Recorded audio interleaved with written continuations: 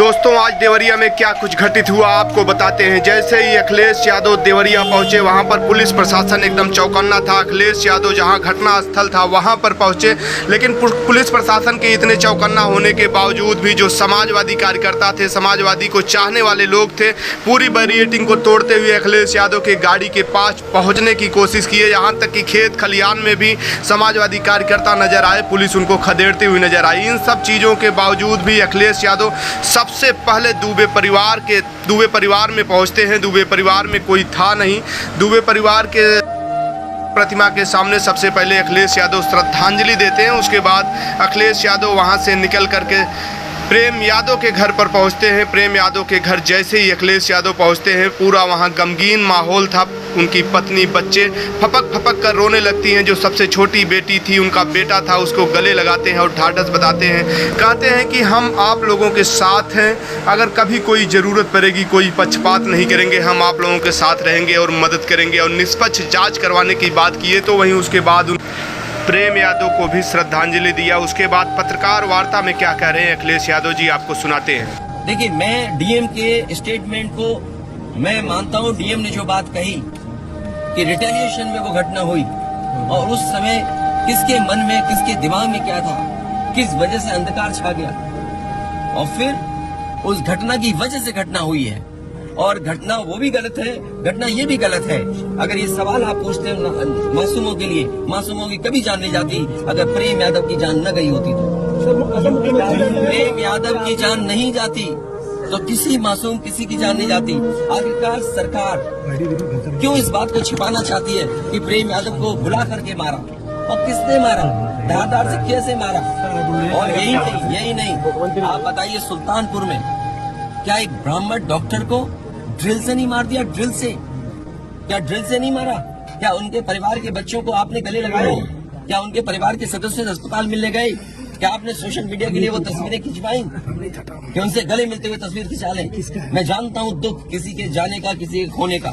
आज हम जरूर इस परिवार के साथ हैं या और लोग हैं, लेकिन जब वो अकेले बैठेंगे कभी याद आएगी उनके परिवार के सदस्य की तो उन पर क्या गुजरेगी, सोचिए आप। बेटियां उसकी छोटी क्या बुलडोजर चलेगा? ये जनता रोक देगी बुलडोजर को। और सवाल ये नहीं है, सवाल ये नहीं है, सवाल ये नहीं है। एक मिनट हो जाएगी ना सवाल। मैं बैठा हूँ।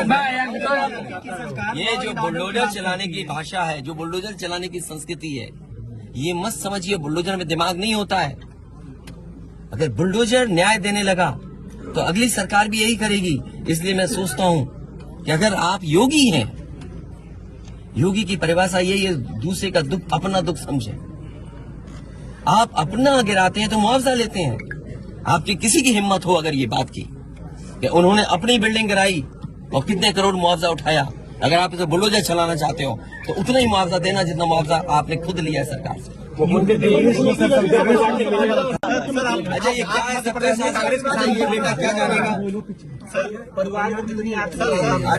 आजा ये बताइए, गाड़ी उठा ले गए, ये परिवार चाहता था कि हमें चाय पिला दे, हम इसके घर आए।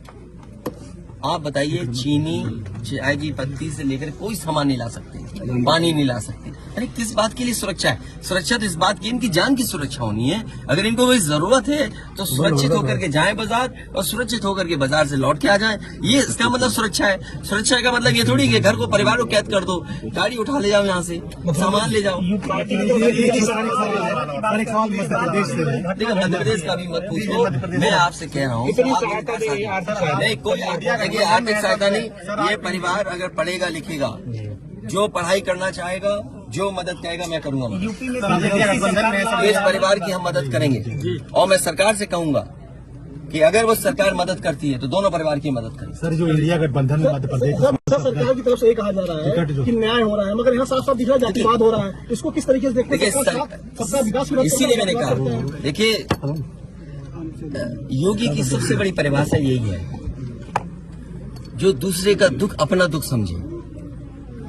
मुख्यमंत्री जी को किसी के साथ भेदभाव नहीं करना चाहिए अगर वो मुख्यमंत्री उत्तर प्रदेश के हैं, और किसी भी घटना से राजनीतिक लाभ नहीं लेना चाहिए।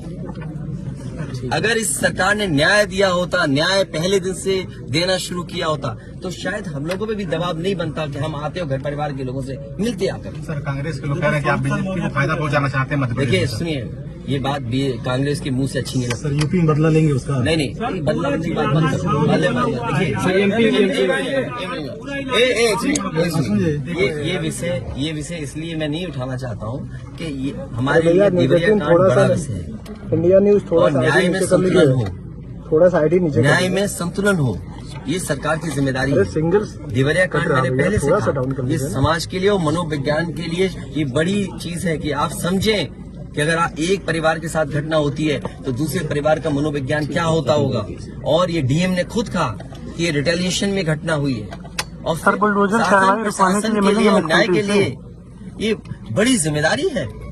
भाई शासन प्रशासन और न्यायालय के लिए क्या मामूली बात है। आज तक पता नहीं है कि घटना कैसे हुई। पहली, प्रेम यादव को किसने बुलाया, प्रेम यादव वहाँ कैसे पहुंच गए मोटरसाइकिल से, उन्होंने कभी जमीन ली, उनका भाई बेच रहा है। अब परिवार की बातें क्या मैं बोलूंगा जो मैं जानता हूँ या आप जो जानते हैं, जो आप जानते हैं कि भाई परिवार जो था अगर जमीन बेच रहा है, एक भाई ने बेच दी जमीन, इन बातों को मैं कहूँ कि वो परिवार अपने भाइयों के साथ कैसा व्यवहार करता था, ये बातें मैं कहूँगा क्या? ये सब आप जानते हो। इसलिए मैं आपसे भी उम्मीद करता हूँ लोकतंत्र तभी मजबूत होगा जब न्याय मिलेगा। और न्याय की भावना होती सरकार की तो खेतों में इतना कार्यकर्ता नेता नहीं दिखाई देता, ये जनता खेतों में नहीं दिखाई देती।